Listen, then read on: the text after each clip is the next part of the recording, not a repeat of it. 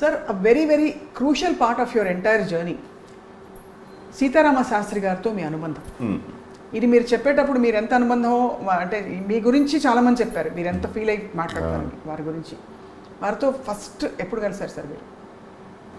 బ్రహ్మ అనే రాత తారుమారని నేను ఒక సినిమా సుస్మిత గారు హీరోయిన్గా చేస్తూ ప్రొడ్యూస్ చేసి త్రిపురనేని వరప్రసాద్ గారు డైరెక్ట్ చేసిన సినిమా. అది నా సెకండ్ ఫిలిం. ఆ సినిమాకి అసిస్టెంట్ డైరెక్టర్గా పనిచేస్తున్నప్పుడు ఆయన సీతారామ శాస్త్రి గారికి ఒక పాట కోసం పిలిపించారు ఆఫీస్కి. ఫస్ట్ పరిచయం అది. ఎలా కనెక్ట్ అయ్యారు సార్ మీ ఇద్దరు? ఒకటి జాతీయత భావం, పూర్తిగా యాక్సిడెంట్లు, అది పూర్తిగా నా బంధాలు కానీ నాకు అంత జాతీయత అది చెప్పలేను నేను. ఆయనతో తిరుగుతున్నాం కాబట్టి కొన్ని ఇందాక చెప్పాను కదా, గంధం చెట్టు కింద ఉన్న వాటికి ఆ స్మెల్ ఆటోమేటిక్గా అబ్బుద్దని. ఆయన ఫస్ట్ ఆయన నన్ను ఒక ఆఫీస్ బాయ్ అనుకున్నాడు. కొంచెం మంచినీళ్ళు టీ తెచ్చుకుంటే బాబు అని చెప్పారు. నేను అప్పటికే సిరివెన్నెల పాటలు విని అసలు పిచ్చెక్కిపోయింది. శివుడిని ముష్టోడు అంటున్నాడు, బిచ్చగాడు అంటున్నాడు, ఎవడ్రా బాబు వీడని చెప్పి అనుకున్నాం. యాక్చువల్గా మా ఊర్లో, నేను ఊర్లో ఉన్నాను సిరివెన్నెల రిలీజ్ అయ్యేటప్పుడు. ఆ తర్వాత వచ్చి అసిందేడు జాయిన్ అయితే అప్పుడు అదే తిరుగుతుండే. సో నాకు సూట్ కేసు దాని మీద కొట్టుకుంటా చూని వింటా రాజ్కోటి మ్యూజిక్ డైరెక్టర్ ఇస్తాను. నేను అప్పుడే ఒక 6 months 8 months అయింది. నేను అవుట్డోర్ యూనిట్లో కెమెరా లైట్ అసిస్టెంట్, కెమెరా అసిస్టెంట్గా చేసి, సెట్ బాయ్ కింద చేసి, ఎడిటింగ్ అసిస్టెంట్గా చేస్తూ, దాని తర్వాత సెన్సర్ స్క్రిప్ట్లు రాస్తూ ఈ పంచ్లో ఉంది. 1 year తర్వాత అనుకుంటా. సో ఫస్ట్ టైం ఒక రైటర్ని అంత దగ్గరగా చూడటం. సో ఇమ్మీడియట్ తీసుకొచ్చి ఆ తర్వాత అక్కడే ఉండి చేస్తూ ఉంటే, తర్వాత పాట అయిపోయిన తర్వాత ఒకసారి ఫెయిర్ చేయ అని ఆయన జనరల్గా ఆయన అలవాటు మనం ఫెయిర్ చేసుకునేంత వరకు ఉంటాడు. ఆయన ఫాస్ట్గా రాస్తారు కదా, ఆ లెటర్ పర్ఫెక్ట్గా రాశా. ఎవరు నువ్వు అన్న అంటే, నా పేరు వంశీ సార్, నేను అసిస్టెంట్ డైరెక్టర్. అవునా, సారీ నేను బాయ్ అని బల్లే. అది మా ఫస్ట్ పరిచయం. ఆ తర్వాత డైరెక్ట్గా శివకి వచ్చినప్పుడు నేను ఒక 4 సినిమాలు చేశాను కాబట్టి శివనాగేశ్వరరావు శాస్త్రి గారు వచ్చారు. కూర్చో అక్కడ శాస్త్రి గారితో పాటు ఉండి, అన్నీ ఏం కావాలో చూడు అంటే మొత్తం నైట్ అంతా రాస్తాం కదా. సో అక్కడే ఆయనతో కూర్చొని అలా నెమ్మదిగా మాటలు కలిసి, ఆ తర్వాత మెడ్రాసు ఆయన ఇంటికి వెళ్ళి, హైదరాబాద్ అన్నపూర్ణ స్టూడియో ఆఫీస్లోను, అన్నపూర్ణ స్టూడియోస్లోను, మెడ్రాస్లో అన్నపూర్ణ స్టూడియో ఆఫీస్లోను ఆ పాటలన్నిటికీ ఉన్నా. అక్కడి నుంచి ఇంకా ఆయనకు ఒక తొక్కంత అరే అదొక అదృష్టం, అదొక గొప్ప జీవితానికి దొరికిన మహా అదృష్టం.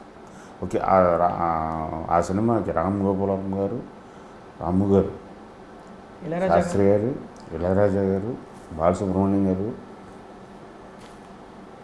గొప్ప అద్భుతం సార్. మీకు రాయించుకున్నప్పుడు స్పెసిఫిక్గా ఎలా చెప్పేవారు సార్ శాస్త్రి గారికి మీరు పాటలు రాయమని? అంటే ఎలా చెప్తారు మీరు? మీ తిడతారు బాగా. ఆయన సిచ్యువేషన్ చెప్పిన తర్వాత నాకు అంటే మన అందరికీ పాటలు అంటే చాలా ఇష్టం. నా పట్ల I'm very first about songs. Assistant డైరెక్టర్గా ఉన్నప్పుడే మన ఇళయరాజా గారు లాంటి వాళ్ళతో పనిచేసాం కాబట్టి అది ఆ వాసన కొంత మీద పడింది. పాట బాగుండాలి, పాడమని నేను పాటలు బాగా వింటూ ఉండేవాడు. అప్పుడే కొత్తగా స్టీరియో రికార్డింగ్ వచ్చింది, అంతవరకు మోనో ఉండేది. స్టీరియో రికార్డింగు, ఈ సెల్ ఫోన్ హెడ్ ఫోన్స్ క్యాసెట్లో వచ్చేస్తే left side right side music separate అవుతా రావటం, అవన్నీ ఎక్స్పీరియన్స్ చేస్తున్న రోజులు. అంటే ఎర్లీ డేస్ ఆఫ్ మోనో నుంచి స్టీరియోకి షిఫ్ట్ అవుతున్నా 86, 87, 88 ఆ టైంలో. సో ఓకే, రాజా గారు అప్పుడు రాజా గారు పీక్ మెడ్రాస్లో. తమిళ పాటలు ఒక్కొక్క 2-3 వీక్స్కి ఒక క్యాసెట్ రిలీజ్ అయ్యేది. ఆ క్యాసెట్ ఎక్కడో చోట పట్టుకుని తీసుకొచ్చి మొత్తం ఒక్కొక్క పాటని వింటూ ఉంటుంది. అది అటు ఇటు తిరిగి అరగొట్టేసేవాళ్ళం. తర్వాత లిరిక్ అంతా రాసుకుని, తమిళ్ లిరిక్స్ వైరముత్తు, వాలి గారు, దాన్ని తమిళ్ అసిస్టెంట్ డైరెక్టర్ని పట్టుకుని, తమిళ్ కెమెరామెన్ని పట్టుకుని ఒక్కొక్కటి దాన్ని మళ్ళీ ట్రాన్స్లేట్ చేసి తెలుగులో రాసుకుని, ఓహో ఈ భావం ఇది, ఈ భావం ఇది, ఈ భావం ఇది. ఇది ఎక్కడి నుంచి వచ్చిందంటే చిన్నప్పటి నుంచి I think my 7th year 6th year మా ఇంటికి దగ్గరలోనే ఒక టెంపుల్ ఉండేది. ఆ టెంపుల్లో పొద్దున్న 5ంటికి పాటలు వేసేవారు. సో ఆ నిద్రలోనే ఆ పాటలు అలా వెళ్తూ ఉండేవి. అద్భుతమైన పాటలు, లిరిక్స్ అప్పుడు బాగా లిరిక్ ఓరియంటేషన్ ఉంది.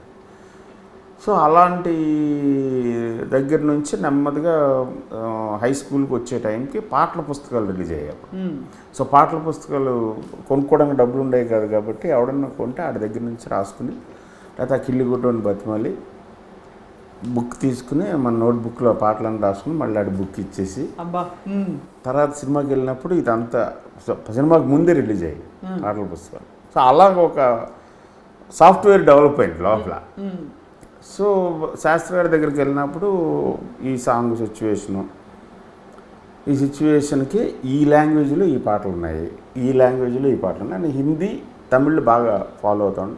మన తెలుగులో పాతది ఈ ఎక్స్ప్రెషన్ వచ్చేసింది, నేను ఇది అనుకుంటున్నాను. సో అని ఇలాగ ఒక 20 నుంచి 70-80 పాటల వరకు లిరిక్ మొత్తం రాసి ఇచ్చాను. ఆయన ఫట్ 5 minutes 10 minutesలో అయిపోయింది. ఏముందిరా నాశనం నేసనం అంటున్నాడు అని. మై తూ మేరీ సనం అంటే నాశనం అంత జోకు అనమాట ఆయన. అని సరే నాకు అర్థమైందిరా ఏడిపోయింటో నేను చెప్తానని అక్కడి నుంచి ఆయన ఏదైనా అనేవాడు. సో మా ఇద్దరి మధ్య ఒక అగ్రిమెంట్, ఫస్ట్ లైన్ కరెక్ట్గా దొరకాలి. మీరు ముందే పొలం అంట రాసేద్దాం. నాకు అప్పటికి అస్టేట్గా బాగా చనువుగా ఉంది కాబట్టి ఆయన విపరీతంగా కష్ట హింస పడిపోతారు, హింస పెట్టేస్తారు బాడీని. వద్దు, ఫస్ట్ లైన్ మన ఇద్దరం ఒక అంగీకారానికి ఉందాం. ఫస్ట్ లైన్ వచ్చిన తర్వాత అక్కడి నుంచి మీ ఇష్టం. రైట్. సో అక్కడి నుంచి అలవాటు పెట్టిన ఫస్ట్ లైన్ చెప్పండి అంటే, ఈ వేళలో నీవు ఏం చేస్తూ ఉంటావు, అదిరిపోయింది గురించి, ఓకే డన్. అలాగే ఇప్పుడు ఎటో వెళ్ళిపోయింది మనసు, ఓకే హుక్ పడాలి. నాకు పడిందంటే గురించి ఓకే, పడకపోతే ఇంకోటి మొదలెట్టావా అనే. సో ఈ ఫస్ట్ లైన్ మీద పడేవాడు. వన్స్ ఫస్ట్ లైన్ పడితే ఆయన ఫ్లోకి వెళ్ళి దగ్గర ఒక్కొక్క దానికి 6-7 వెర్షన్స్ ఇచ్చేవారు. కాగితాలు విసిరేస్తే ఇంకా అయిపోయిందిరా ఇందులోంచి ఏరుకో అంటే దాన్ని చూసి ఒక్కొక్కటి గీతలు పెట్టుకుని వాటిని కలిపి ఒక పాట కింద చేసి ఇది చూడండి అంటే అప్పుడు ఆయన మళ్ళీ తిట్లు, ఈ 2 లైన్లకి ఎలా కుదురుద్దురా, గ్రెడేషన్ లేదురా అది ఇదని ఆయన దాన్ని ఏదో కరెక్ట్ చేసేవారు. అది పెద్ద ప్రాసెస్.